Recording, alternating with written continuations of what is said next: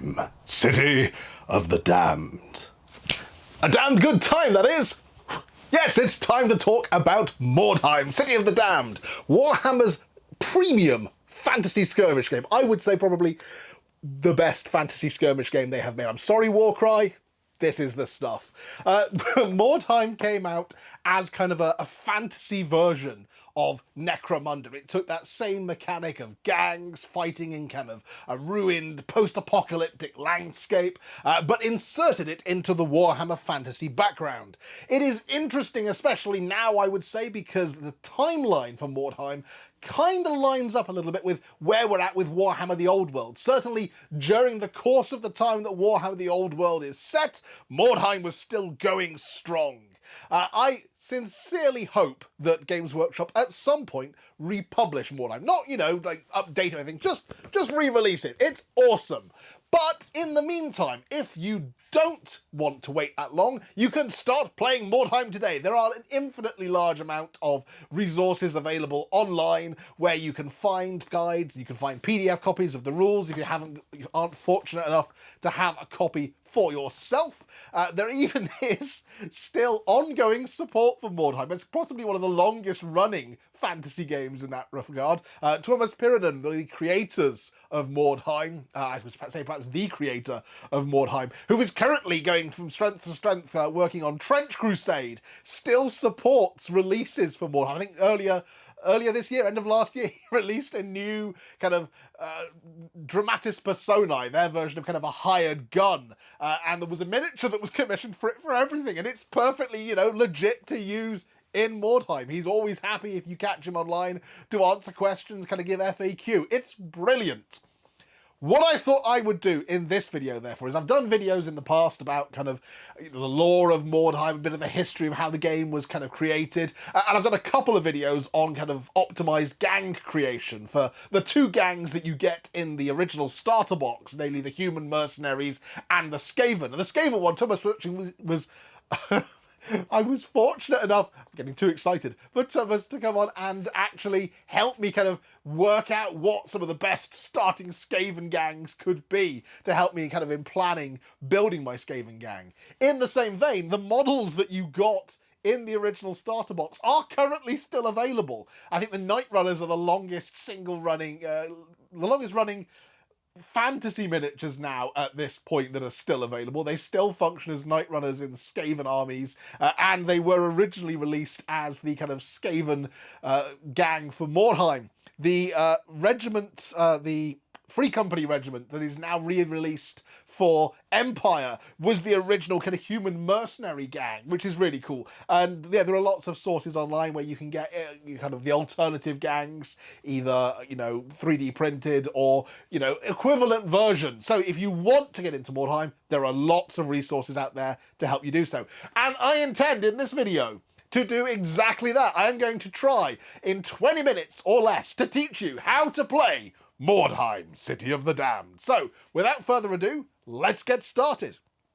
As I have said, Mordheim is based around gang combat. So it's kind of roving gangs of mercenaries or religious fanatics or twisted mutants or all sorts of kind of stuff roving around inside this ruined city that was once one of the greatest cities in the Empire of Man before it was smashed by a giant comet of warpstone falling out of the sky.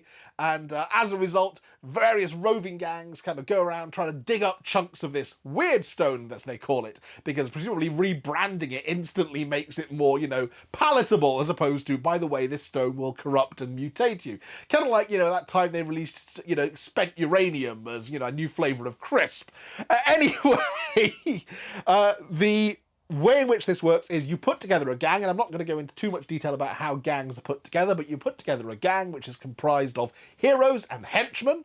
There are limits depending on which gang you want to play as to how many models you can have, and generally speaking, the starting limit is that you have 500 gold pieces to spend to build your gang. It's kind of half of the 1,000 creds that you get to build a Necromunda gang. Now, the premise, once you've got kind of your gangs, you have a leader, you have some other heroes, you have some kind of juves, little kind of young bloods, and some henchmen or some hench critters, and then you set them loose to rove around inside the city. And there's a whole bunch of different scenarios that are set out in the back of the rulebook and that were subsequently published in the various kind of fanatic magazines that tell you what you can play. The turn sequence goes like this: recovery phase, movement phase, shooting phase, combat phase. So 4 phases. And it's all one player turn, all other player turn, rather than a you go, I go kind of approach like you get in some of the more modern games like Warcry, for example, or Necromunda. The recovery phase, I will touch on that briefly. It doesn't necessarily apply much once you're starting the game, but as the game progresses, it will become more important. This is where fighters who have perhaps been knocked down can stand up, or who've been stunned can kind of start to wake up a little bit. And it's also where fighters who have broken from combat and are running away get a chance to try and rally. Crucially, once your gang gets below a certain number of casualties, it is also the point at which you start testing to find out if your gang is just going to bottle it and run away. Moving on from that to the movement phase. Every model has its own movement characteristic. Generally speaking, this is kind of like, 4 for humans, 5 for Skaven, that kind of level. Elves being faster, dwarves being slower, but, just generally better. And you have a couple of different ways in which your models can move. So you pick a model, you make all the movements you want to make with that. You pick a next model, you make all the movements you want to make with that. And if you want to just move, then you'd move them their distance. So 4 inches, for example. Get a tape measure. Get a little measuring stick and, this human goes 4 inches. There we are, huzzah. Say you want to move faster than that. This guy's spotted some weird stuff over there. He wants to run. Well, as long as there aren't any enemy within 8 inches of him, which there aren't, off he goes. 8 inches. Off that way in a straight line. Running is a good way of getting to, important objectives, but it has its own limitations. For example, if you run, then armed with a missile weapon, you can't shoot.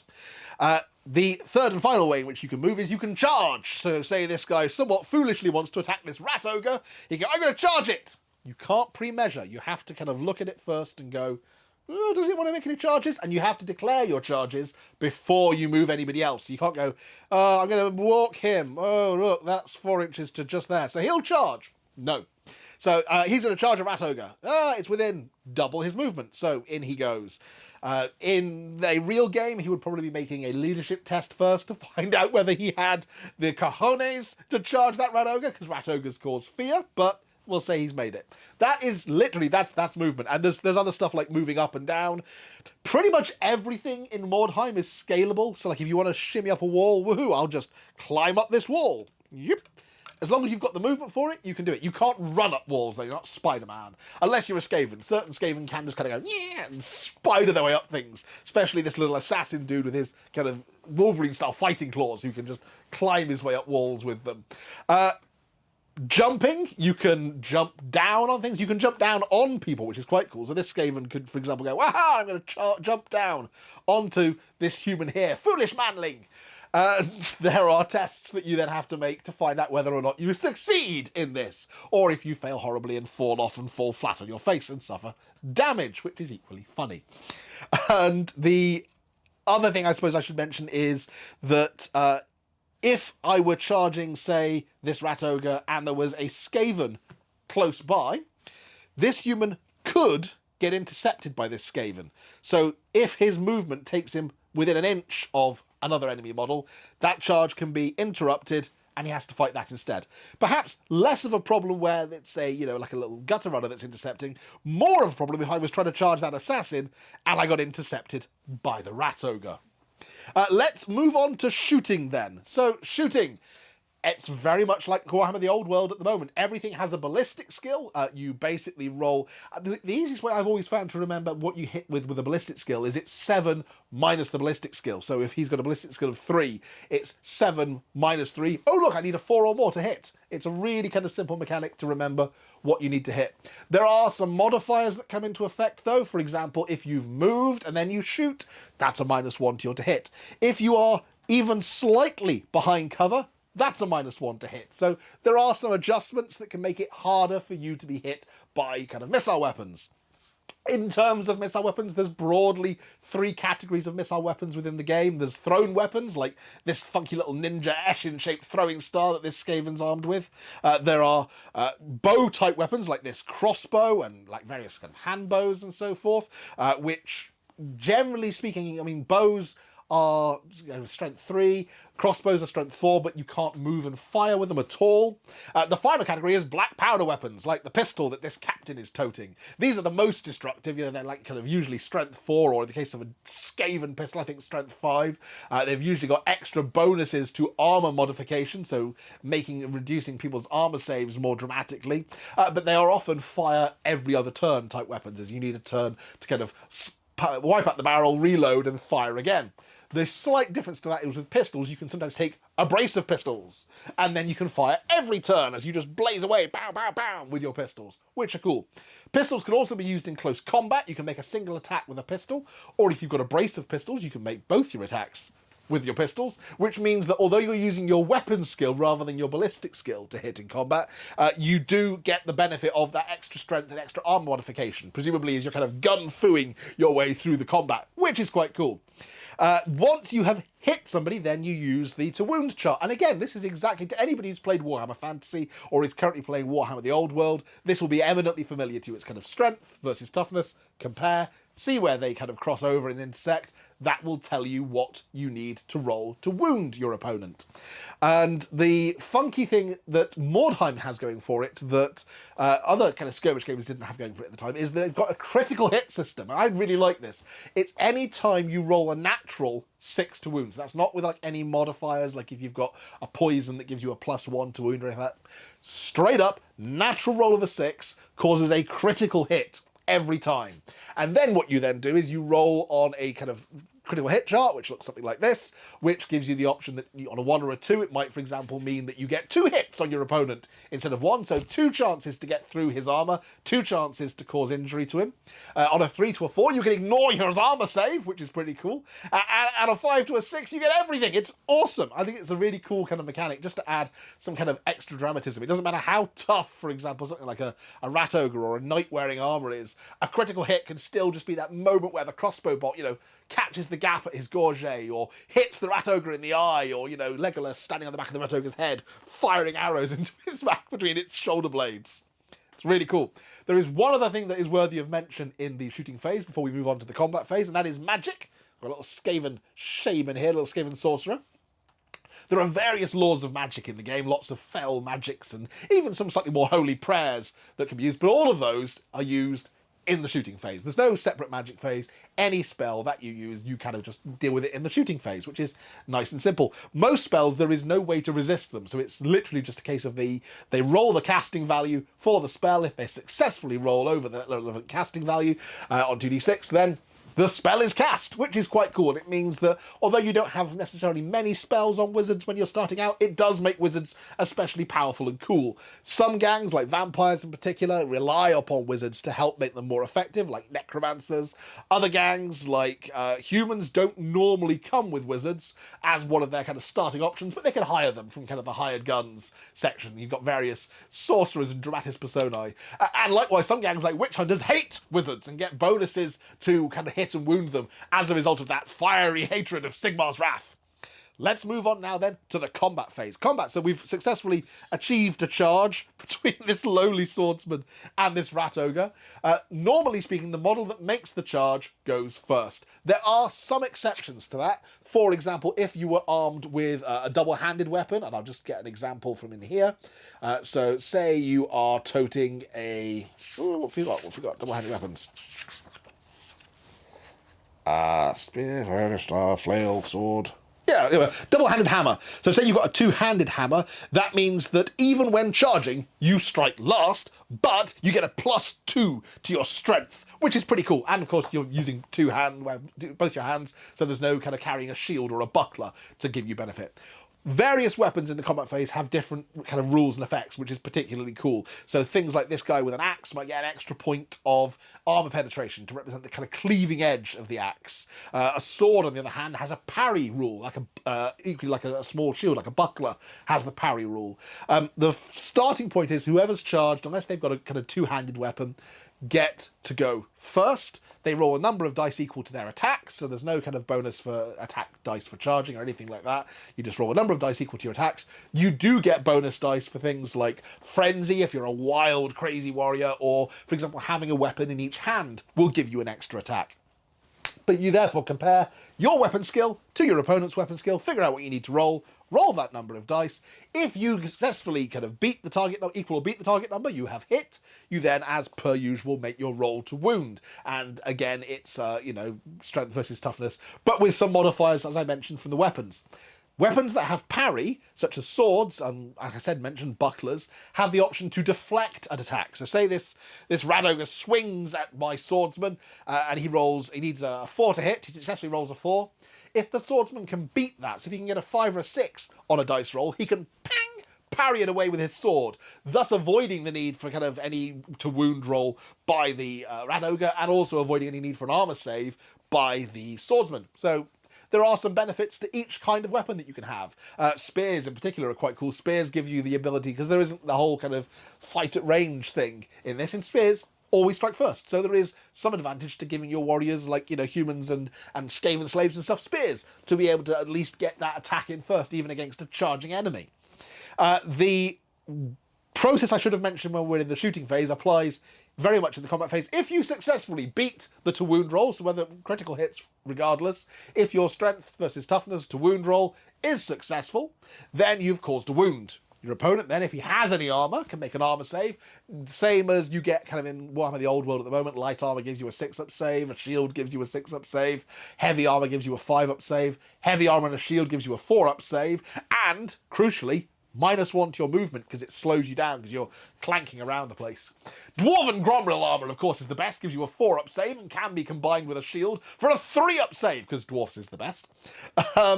But if, say, for example, the strength of this rat ogre, which has negative modifiers to that armor save, beats this crumbling, puny swordsman's light armor and successfully causes a wound, then the next thing that happens is a injury roll is made. And this kind of ties into similarities to like sort of Blood Bowl or to Necromunda. There isn't a specific dice, unlike in those where you roll and then, hope for a particular symbol to come up. In this, it's a straight up chart. On a 1 or a 2, a person is knocked down, so you kind of lay them on their back as if they've been knocked prone, and they have to spend some of their movement in a subsequent turn standing up. On a 3 to a 4, they are stunned, and there are some weapons which I think is quite cool, like hammers, for example, and clubs, that it's a 2, 3, or 4, because they are just much better suited to conking people over the head. You roll them face down, and they have to recover in the recovery phase next turn to roll over onto their back to become prone, and then stand up in a turn after that. 5 or a 6, out of action. Not surprisingly, this rat ogre could quite easily chop him up, take him out of action, and then he is essentially not dead, but takes no further part in the game. You remove him from the tabletop. Warriors who have been sort of stunned, so warriors have been placed face down, if they were then attacked in close combat, there's no need for an injury roll, they just go automatically out of action. So there are some aspects to this where it can be quite useful to try and, taking weapons that benefit from stun and so forth, like hammers and clubs, knocking people over the head, causing them to fall stunned, and then coming in the following turn and finishing them off. It's all quite funky.